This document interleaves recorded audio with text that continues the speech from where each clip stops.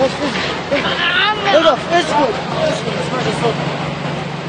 ماشي عارف انت تسمع حاجه عايزاه؟ قدام ابو فلوس.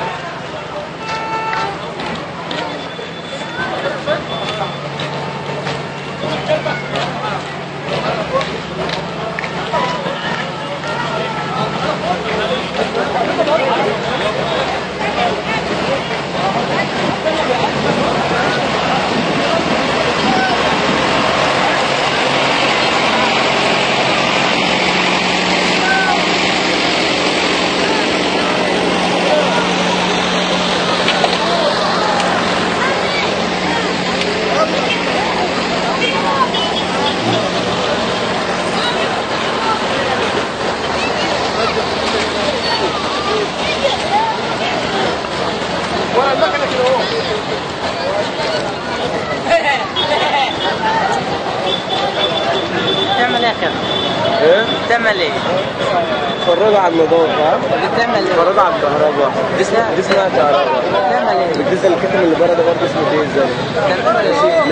مش اللي بطاريته نايمه. ما شفتش الاثنين اللي واقفين هنا؟ ايه؟ ما شفتش الاثنين اللي واقفين هنا؟ اتنين ايه؟ الديزلين اللي واقفين لما الثانيه دي. طب ماشي معانا بس اتفرجوا على الكهرباء. ما شفتش الحمار اللي بيرمي بالطوب ده. الحمار اللي بيرمي بالطوب. تعال بس كده اما نخش قدام شويه نصور. ها؟ جبت بره خالص؟ جايبه امبارح. بتوعكم انتوا؟ لا بقول لك جبت بره. اه يا ما انا جايب اللي بره اصلا امبارح. انا بدي بقى لي 3 ايام العده بايته هناك قدام البيت. هو ده بتاع العمده ولا ايه ده؟ العمده؟